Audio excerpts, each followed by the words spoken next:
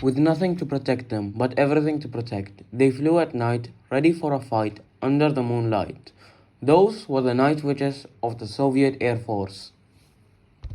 Hello, I am Rashed Mohamed, and today I will be talking about the 588th Night Bomber Regiment of the Soviet Air Force, also known as Night Witches, who were not as well credited as they should be.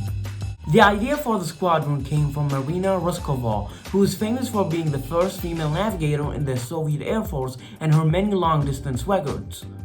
Since the beginning of World War II, she had been getting letters from women across the USSR wanting to join the war effort.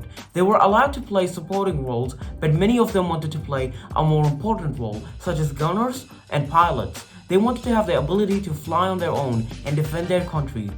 Many of them wanted to join because they have lost family members or that their villages have been burned or ravaged in front of them.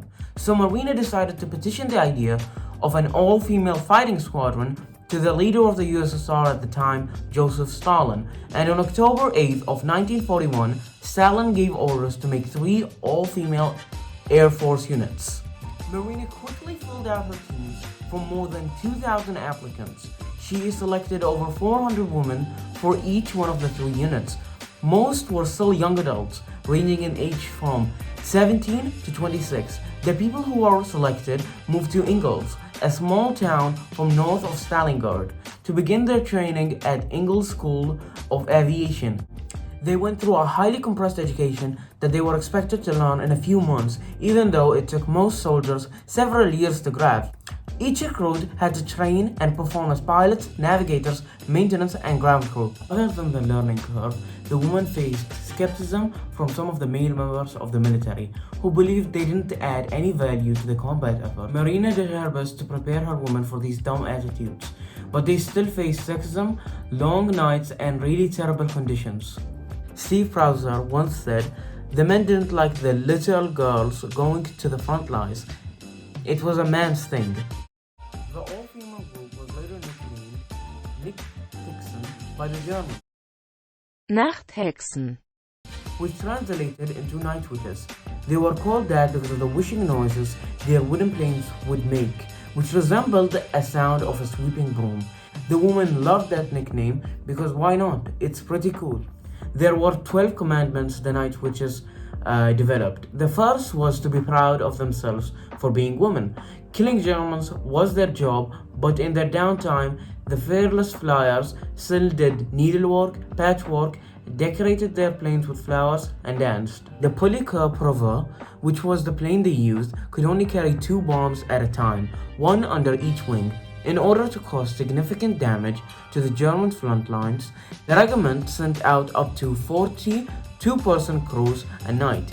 Each would perform around 8 and 18 missions a night, flying back to rearm in between their runs. The weight of the bombs forced them to fly at lower altitudes, making them very easy targets. That was the reason they only flew out on night missions. The planes, each with a pilot and a navigator on the back, traveled in packs of 3. The first planes would go in as a distraction, pulling German spotlights towards them, which provided lights. These planes, which rarely had ammunition to defend themselves, would release a flare to light up the intended target. The last plane would shut down its engines and glide over the bombing area and bomb them. It was this stealth mode that created their signature witch broom sound. Altogether, the soldiers served more than 30,000 missions.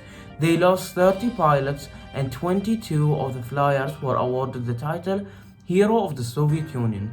Marina Ruskova, the creator of the 588th Regiment, sadly passed away on January 4, 1943, when she was finally sent to the front lines and her plane never made it back. She was given the first state funeral of World War II. Despite being the most highly decorated unit in the Soviet Air Force during the war, the Night Witches Regiment was disbanded 6 months after the end of the war. The Night Witches' last flight took place on May 4, 1945, when the Night Witches flew within 60 kilometers of Berlin. 3 days later, Germany officially surrendered. Well, that was pretty interesting. The Night Witches were and still are an inspiring group that defied gender roles, defended their country, and had an amazing journey. I am Rashed Mohamed and wish you all a happy day and a great week.